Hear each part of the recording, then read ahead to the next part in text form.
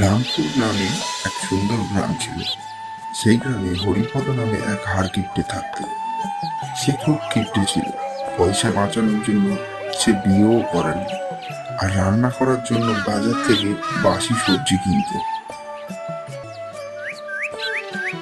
আরে ভাই, এই সবজি কত করে? দাদা 20 টাকা কিলো। আরে ভাই, এখন তো সন্ধ্যে হয়ে গেছে, আর এই সবজি তো বাসি হয়ে গেছে। আমি এর জন্য 5 টাকা দেবো, দেখো তুমি দেবে কিনা। ঠিক আছে দাদা, দাও দাও। হরিপদ সবজি নিয়ে খুশি খুশি বাড়ি চলে যায়। হরিপদ একটা চাকর রেখেছিল, তার নাম রামু। হরিপদ তাকে একটা জমি দিয়েছিল। সেই জমি চাষ করে রামু সংসার চালাতো, কিন্তু তার বদলে তাকে হরিপদর বাড়ির সমস্ত কাজ করে দিতে হতো। এ কি মালিক, আজকেরও আপনি বাসি সবজি নিয়ে এসেছেন? এই সবজি খেলে তো আপনি অসুস্থ হয়ে পড়বেন। আরে সবজি কখনো বাসি হয় নাকি? একটু ভালো করে জল দিয়ে ধুয়ে নিলেই সবজি টাটকা হয়ে যাবে। হরিপদ সবসময় একটাই কথা চিন্তা করত, যে তার টাকার উপর যেন কারোর নজর না লাগে। একদিন হরিপদর বন্ধু মণিপদ তার সাথে দেখা করতে আসে। অনেকদিন ধরে ভাবছিলাম তোমার সাথে দেখা করব, তাই আজ তোমার সাথে দেখা করতে এলাম। আরে মণিপদ, ভালোই করেছো তুমি এসেছো। আমার তোমার সাথে কিছু দরকার আছে, চলো ভেতরে চলো। মণিপদ, আমার টাকা নিয়ে খুব চিন্তা হয়। যদি কারো নজর লাগে বা চুরি না হয়ে যায় ভাই, দিনকাল খুবই খারাপ।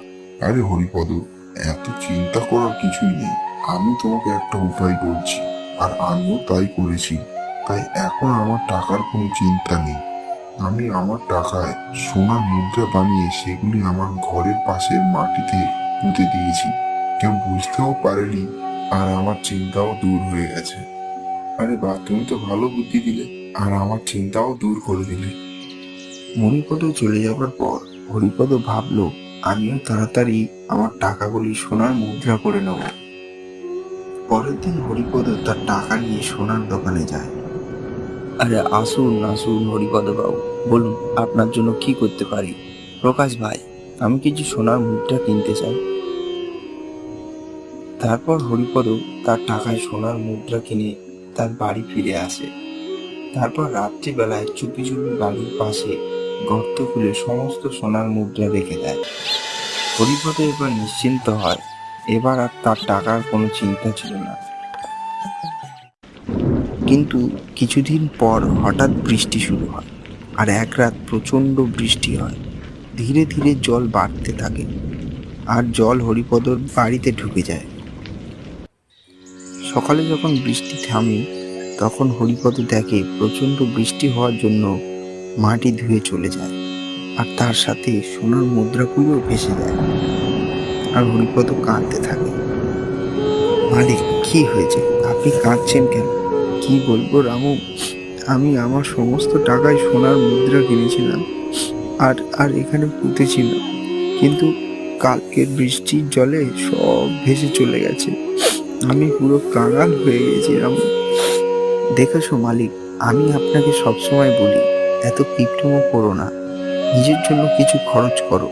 আপনি পয়সা বাঁচানোর জন্য না কখনো ভালো খেয়েছেন, না ভালো জামা কাপড় কিনেছেন, এই জন্য আপনি বিয়েও পর্যন্ত করেননি। মালিক, সেই টাকার কি বা দরকার, যা নিজের কাজেই আসে না? হ্যাঁ, তোমার কথাই ঠিক রামু, আমি আমার ভুল বুঝতে পেরেছি। তারপর হরিপদ রামুর সাথে জমিতে কাজ করে টাকা ইনকাম করতে থাকে, আর সে ভেবে নেয় যে এখন তার টাকায় ভালো খাবে আর প্রয়োজনে খরচও করবে।